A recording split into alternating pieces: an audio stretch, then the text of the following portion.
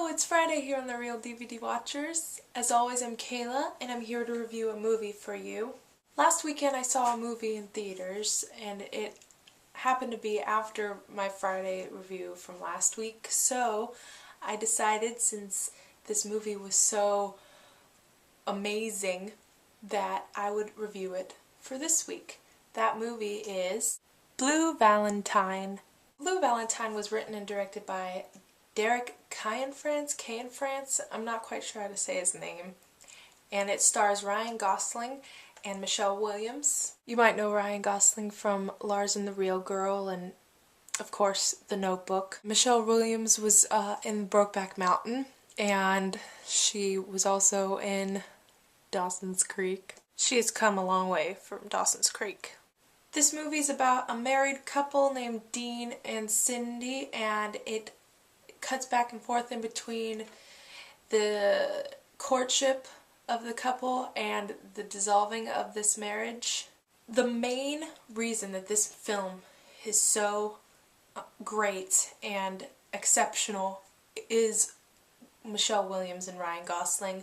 They were both super committed to this project when they signed on, and they put everything they had into it, and their chemistry, even during their failing marriage, is one that I have never seen on film before, and it was astounding to watch.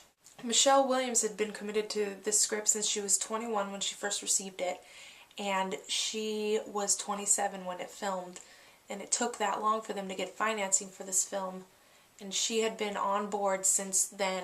Ryan Gosling was on board 2 years after she was on board, and they waited and waited for this film to get financed, and finally it was, and they jumped in full force. The actors took two different methods of filming this movie when they were courting each other. Like when the couple was getting to know each other, they were taking a walk in New York, and that dialogue was very improvised, and they didn't know what they were going to say or what they were going to do in order to kind of give the audience a feeling like these two people were getting to know each other.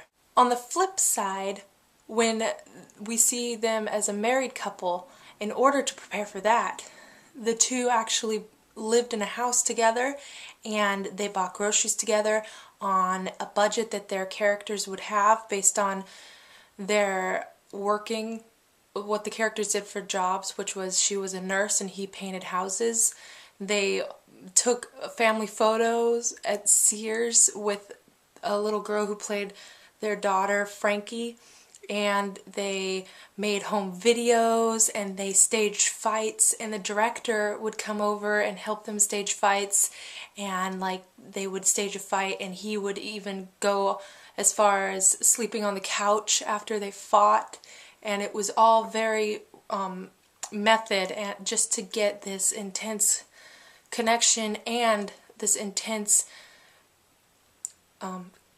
electricity between them so that these scenes would be believable. This film is by no means something that is easy to watch.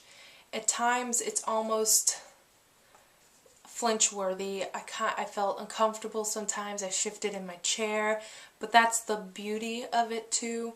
It's very natural, and you know, in life we have moments that to outsiders would be flinch-worthy. We have arguments that are kind of flinch-worthy, and it was very real in that sense. So real, in fact, that while watching this film during certain scenes, I felt as if I shouldn't be there, as if I was looking in on something and spying on a couple that I shouldn't have seen. I think I heard that description of the film from another YouTube reviewer. I can't remember who it was, but I will go and look for him. I'm pretty sure it's him, and when I find him I'll put his link in the doobly-doo. I thought that that was a great description of how it feels to watch this movie.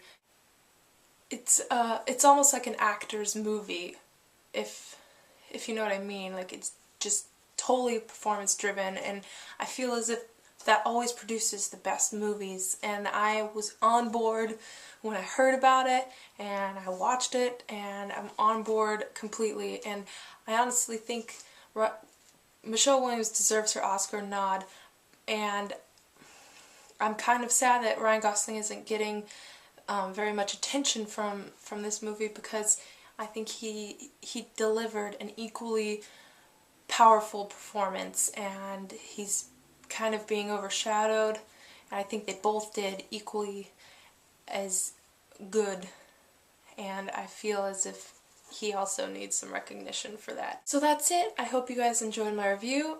I hope you have a good weekend. Be sure to leave in the comments if you've seen the movie, if you haven't seen the movie and you want to, what you did and didn't like about it. I'd love to hear from you. Feedback is always appreciated. Until next time, I'm Kayla. Peace out.